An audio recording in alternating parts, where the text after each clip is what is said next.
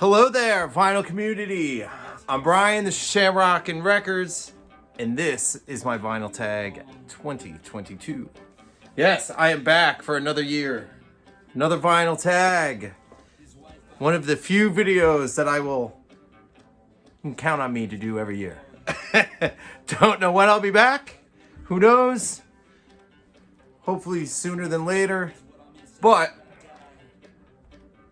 I'm always here for the vinyl tag. This was my first video.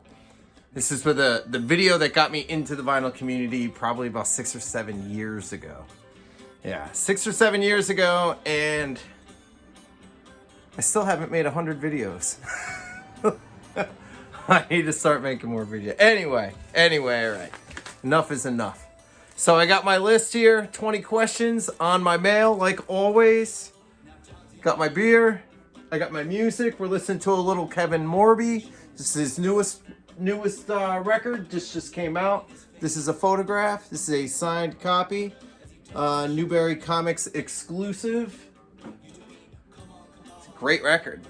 So let's dig into this. All right, my best record of the year. So my best record of the year has not been pressed on vinyl yet. It's only been like streaming. Comes out later this month, so I don't have that to show. My number 2 record of the year is in the mail. I will tell you his name is Benjamin Todd. A fantastic singer-songwriter, country. Kind of gets comparisons to like Townes Van Zandt, Guy Clark. His newest record is just outstanding. Mine's in the mail. I ordered it online. It hasn't shown up yet. So I'm going to show my 3rd best record of the year. This is Plains. This is Katie Crutchfield and Jess Williamson. Katie Crutchfield is also known as Waxahachie. One of my favorite songwriters of the last few years. This record is just absolutely beautiful. If you like folky, Americana, pretty lyrics, beautiful melodies, just top to bottom, fantastic listen. I can't get enough of Waxahachie. So she's been one of my most listened to artists over the last 2 or 3 years. So, and that one does not disappoint. So if you haven't heard it yet, go check that out. Last show I went to quite a bit of shows this year, but the last show that I went to was the Jayhawks. Jayhawks came to Portland, Maine. I think it was in like September, like the beginning of the fall. And so first time I saw the Jayhawks, and they blew me away. One of the best shows I saw this year. First time I saw them, I've been a huge fan since the mid-90s. If you saw my last video, I kind of highlighted their record, Tomorrow the Green Grass, as being one of the records that kind of like changed the way I listen to music. It really just kind of opened my ears up to different things, and 2022, I'm still listening to them and still loving them. So, fantastic. Question number 3. The first album is the best. I feel like a lot of artists are like that, and they kind of blow their load in the first record, and then they kind of spiral down a little bit. But, some other artists get better with age, like a fine wine. But the record that I'm going to go with is Ray LaMontagne's Trouble. I don't know if I've ever even shown this before. Great record, you all know it. What can I say? Singer-songwriter from this neck of the woods. I'm from Maine, or live in Maine, I guess I should say. It's a Maine, New Hampshire artist. But, this is his first record, Trouble. Jolene is a big hit for him. People like Zach Brown have covered it. Other people have covered it. Just great lyrics on that record. Let's see. Number 4, a hat trick. So a hat trick is what they're saying. You own the cassette, the CD, and the vinyl record. I only have one hat trick in my collection, and I could not find the CD or the cassette because they are downstairs in my basement, packed away in boxes, and I did not have the time today to dig it all out. But I do have a hat trick of Toad the Wet Sprocket's Fear. It's my favorite band. This is one of my favorite records of all time. I do have this cassette. I do have this CD. I do have a reissue of this. It's, I do have quite a bit of cassettes. They're pretty much all like my hair metal cassettes from when I was a little kid. And then like bootlegs of like jam bands from when I was in college. But that is the only record I have a hat trick of. Let's see, number 5. Show a record that the title of the record begins and ends with the same letter. And this was a record that I didn't think I'd ever find. I found an early press of the Dead Boys, Young, Loud, and Snotty. Found this year. Begins and ends with the letter Y. One of the greatest punk records, classic punk. I finally found a copy. It's not one that I was searching for, but when you find it, you gotta grab it. Let's see here. Number 6, an artist that is born the same year as you. So I was born in 1976. I'm 46 years old. And so is Josh Ritter.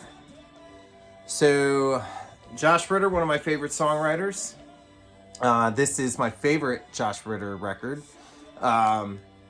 This record, The Beast in Its Tracks, originally came out in 2013. And this record is his divorce record. This record, I went through a divorce 4 years ago. And I had an advanced copy of this CD when it first came out, and I didn't really listen to it much. I wasn't a huge Josh Ritter fan yet. I was just kind of getting into him a little bit. But I didn't really listen to this one that much back then. And then I split with my wife, and when we said we were going to get a divorce, I was like, I think that Josh Ritter record is divorce record. I'm going to spin it. Or I'm going to spin the CD. And it quickly became one of my absolute favorites. It is now my absolute favorite Ritter record. I had to go out and get it on vinyl. It's basically, he was just talking about everything I was feeling. And it hit hard. And I still listen to that record all the time. It's phenomenal. Let's see. Number 7. My most listened to record. All right, so my number 1 record of the year and my most listened to record of the year are the same. And like I said, I don't own it yet. It comes out on January 27th. But I've been streaming it for months. And it is Boston Accent by Matt Nathanson. Matt Nathanson had really turned my ears sour the last couple records. And but I always loved all of his other stuff, but his last couple have just been way too poppy and overproduced for me. But I loved his early stuff. And one day I was like, you know what, I'm just gonna stream his new record just to give it a shot. I'm so glad I did. Boston Accent is his best record, in my opinion. I love every song. It's a little more stripped back than his last few. It goes back to his roots of his really early records, and it's so good. I've literally listened to it hundreds of times already. Hundreds. Stream it, listen to it all the time in my car. I listen to it as I'm cooking. I listen to it in the shower. Constantly, I know like every word to it. I just absolutely love that record. Let's see, number 8, my most listened to artist of 2022. Other than Matt Nathanson, I listen to that a ton. I listen to Jayhawks a ton. And the other artists I listen to an absolute ton is the Tallest Man on Earth. Singer-songwriter from Sweden. This guy, he's bananas.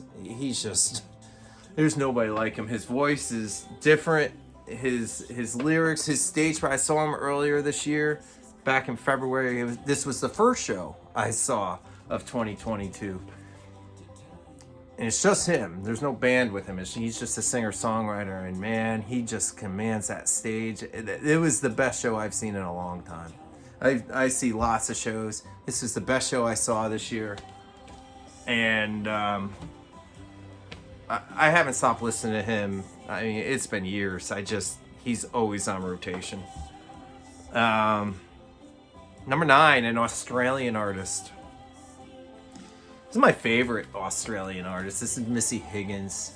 Again, I'm very into singer-songwriters, so she's just great lyrics. She's a piano player.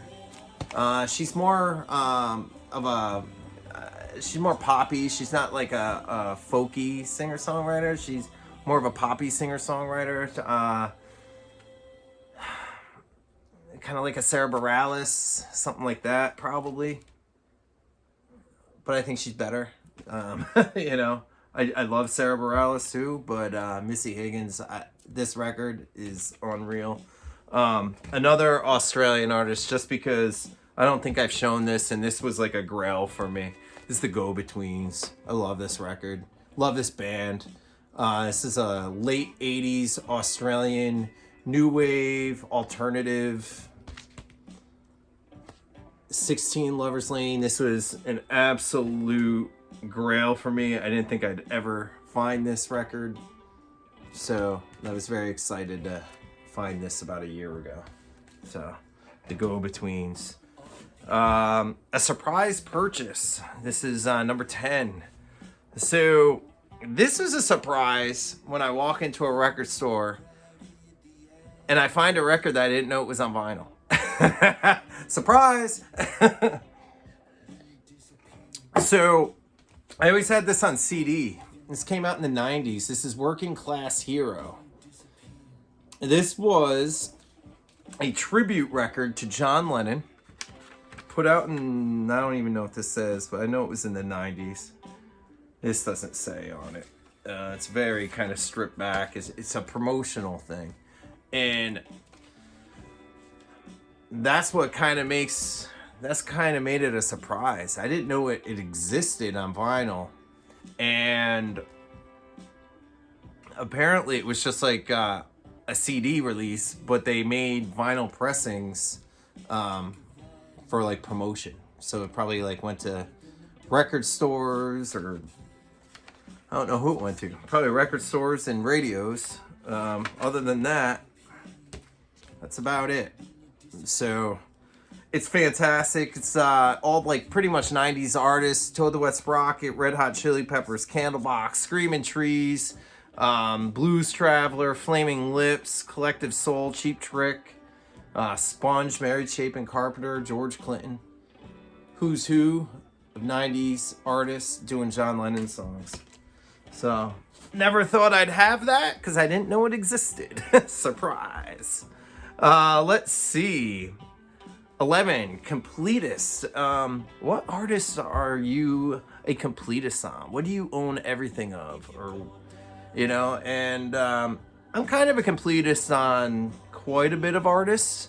All of my favorite artists, I try and collect everything. The one I'm going to show is Stephen Kellogg.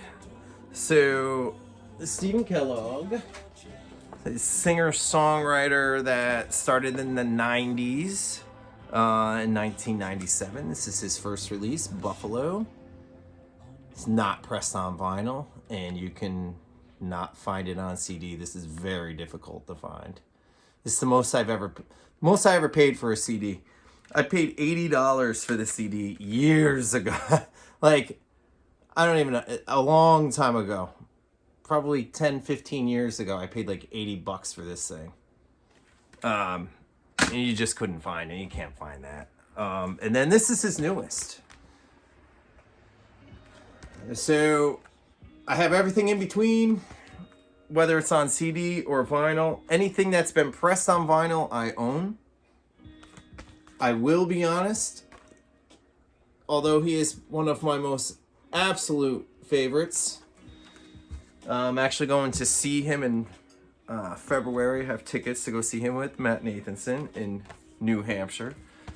I'll be honest, this is very disappointing. This is lackluster. I don't know if I just haven't gotten it yet, but usually first listen to his stuff and I'm hooked. That one just really mellow, and I'm just kind of getting bored with it. I don't know, but I'll give it a couple more spins.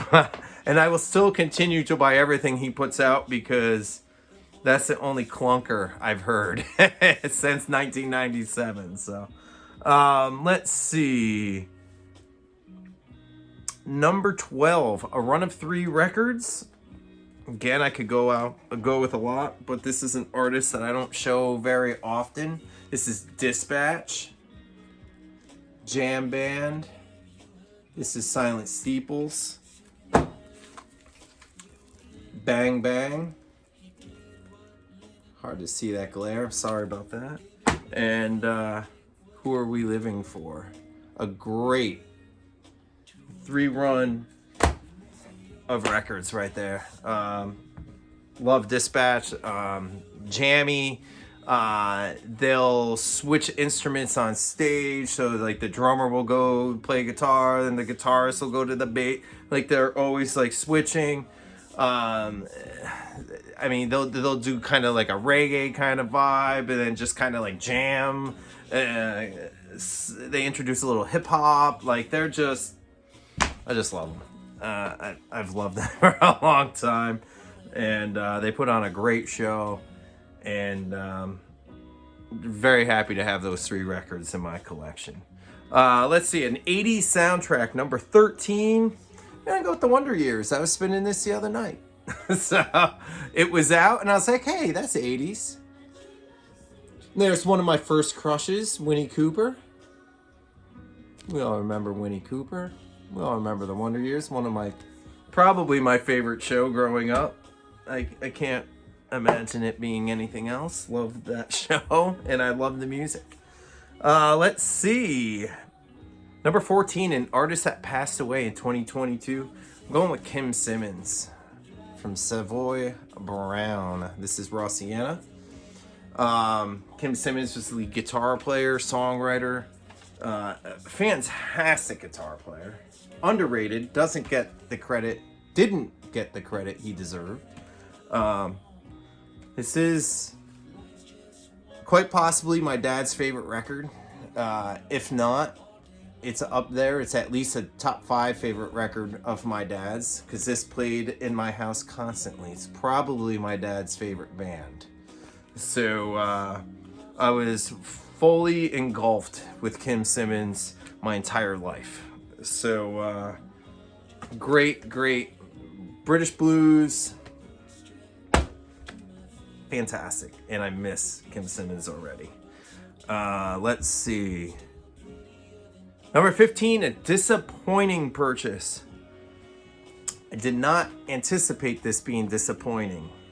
And then when I listened to it, this thing sucked.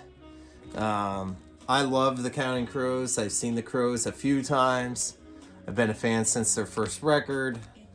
I love Adam Duritz. I think he's a great wordsmith. I love his voice.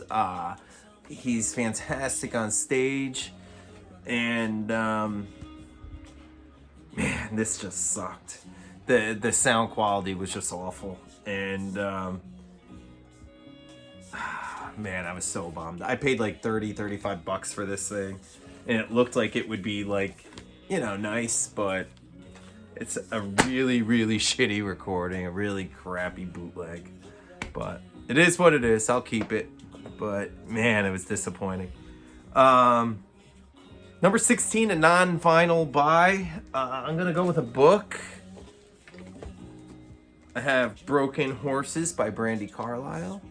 This is a signed copy. Have not read it yet. It's been sitting next to my bed on my nightstand, and have not read it yet. But I love Brandy, and I will get to it. But yeah, that's my non-vinyl. A grail that I bought in 2022. This was quite possibly my number one grail for many years. If you followed my channel, I've mentioned this as being my number one grail. I finally pulled the trigger and bought a copy online. This is Magic Time by Van Morrison. This, to me, was his last great record. This came out in 2005. The issue with getting this record is that it wasn't pressed here in the States. So, you know, you have to get a UK copy, and they're just astronomical. I mean, I've seen this thing going for more than $200. Not what I paid, but I did pay a lot. It's the most I've ever paid for a record. But this thing is mint. It's perfect condition, and it sounds lovely. So it was well worth the money. It's been spun a lot, and it will continue to be spun a lot. Let's see. Number 18, a space record. This record here, I don't have a lot of space themes, but this is Neil Merriweather, Kryptonite, space rock in the 70s. Very cool record. I recommend it. And I don't have a lot of space stuff, so that's pretty much it. Let's see. VCLT or a gift.